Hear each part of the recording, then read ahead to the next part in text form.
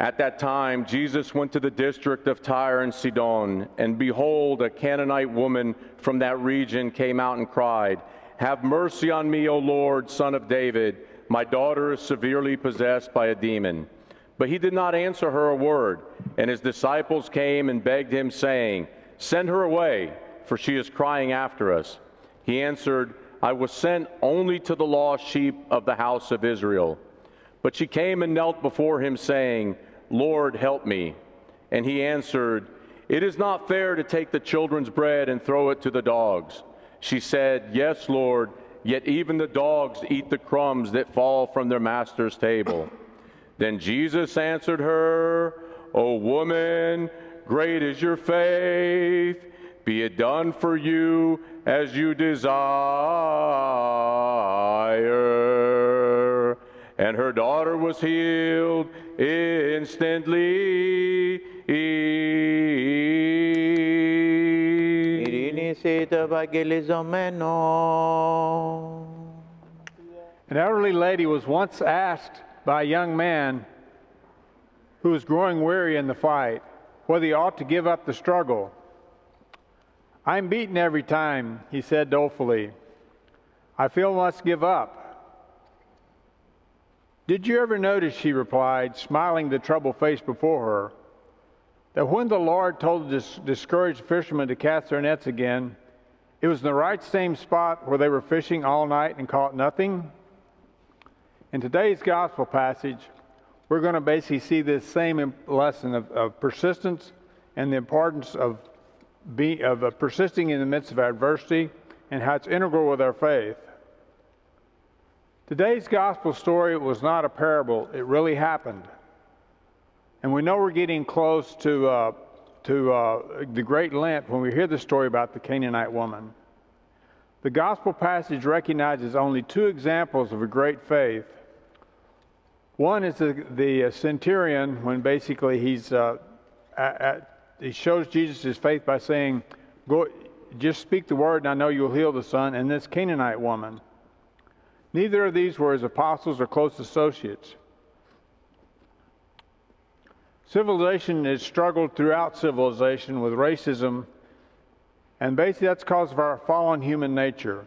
It makes it difficult from our fallen nature to love one another. This is why loving our neighbors ourselves is basically a lifetime of spiritual growth, because it's just our fallen nature. In our passage today, the Canaanites were considered second-class people by the Jews. This poor woman was desperate and needed a miracle because of their daughter's demon possession. Now, the gospel passage you just heard, if you kind of viewed it from today's feel-good society, we'd kind of be a little highly offended by Jesus' actions. From a world's perspective, Jesus appears to be a mean guy, kind of a bully to her, even calling her a dog. From a heavenly perspective, it's a very narrow-sighted observation. We wouldn't have known of this woman's persistence in her faith if immediately Jesus had cast out the demon. If you read the end of the book of John, it talks about all the great things Jesus did, and if they were all recorded, the world couldn't record it. And so this probably wouldn't have gotten recorded if it was just immediate a miracle that was done. But Jesus allows this woman to demonstrate her faith by her persistence and enduring in the midst of adversity because she loved her daughter so much and cared. And Christ rewards this woman by immediately healing her daughter and commends her for the greatness of her faith. Again, her persistence was necessary, and there's two object lessons we can learn from this.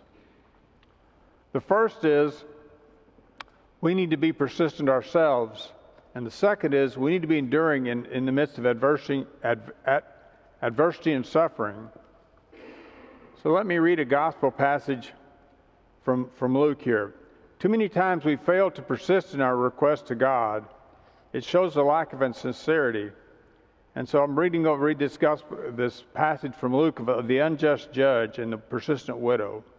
This is from Luke 18:1-8. He spoke a parable of a judge who did not fear God nor regard man. There was a widow in that city, and she came to him saying, "Get justice for me from my adversary." He would not for a while.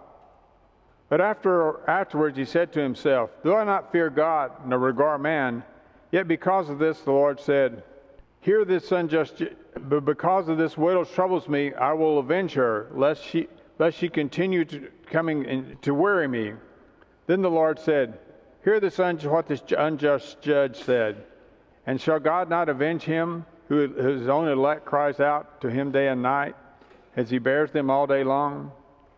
I tell you that he will avenge them speedily. Nevertheless, when the Son of Man comes, he'll be readily find faith on earth. If we feel that our prayers are not being answered, we need to ask ourselves two questions. One, are we asking for the right things? The second thing, is we being persistent in our prayer request? If the answer to yes to both, then God will answer. It may be yes, no, or not yet. Today we hear the need for persistence. Secondly, let's go on, and we would like to, many of us would not have endured the challenges the Canaanite woman faced. We need to learn from her about enduring in difficulties and suffering. Our society does not recognize the value of trials and suffering. It generally regards suffering as avoidance and minimalization. But just as our human nature is pain avoidance, let me read from the epistle of James concerning suffering and trials. James 1, 2-4. My brethren, count it all joy when you encounter various trials, knowing the testing of your faith produces endurance. But let persistence take its perfect in your work, that you may be perfect, complete, lacking nothing. So instead of running away from our trials and suffering like a whipped dog, we should embrace them like the Canaanite woman as an opportunity to grow our faith. So these are truly interesting times. We live in a divided country, and we keep hearing of wars and rumors of wars. Jesus shows us we still need to love our neighbor despite all these differences. Christ could have politely sent the woman away, but instead he drew out her faith by challenging her. Our faith is being challenged. How will we react? Will we get offended or dig deeper in our faith? Let us be like the Canaanite woman and be persistent enduring in our faith. In the name of the Father, and the Son, and the Holy Spirit. If you're wondering where Father Luke is, this is the weekend of the basketball tournament. So he went up to Tulsa for the basketball tournament. And shortly after that, they've got the Metropolitan Clergy Laity meeting. So he'll be back after all that's over. I wanted to make an announcement about the festival. We just had our parish council meeting last week, and it was proposed we have a festival. And I'm going to be honest, I have a hard time at festivals because all this trouble that comes out of the parish with the festivals, but this time I heard it was presented, it was just wonderful. They said, we need to have a festival again for several reasons. One is because we don't need to have a festival. We get to have a festival and we don't have to have a festival. That's a wonderful sign of the parish health. The second one was, this is a chance for the community to come together and do stuff and just and help support the church and the community. And finally, it was a chance for our kids to don't have to go to Annunciation to Greek dance. We can go perform our own Greek, get our own kids to get our own Greek dance group here and do Greek dancing here instead of having to go to Annunciation. So anyway, we'll be doing the festival. I believe it's the third weekend of May. I think that's 16th, 17th, and 18th, or my days could be off one of the two. I turned 68 last week, so I have an excuse. Anyway, it's the third weekend in May, so reserve that on your date, and we're going to have a festival. Please come forward for Endiedro.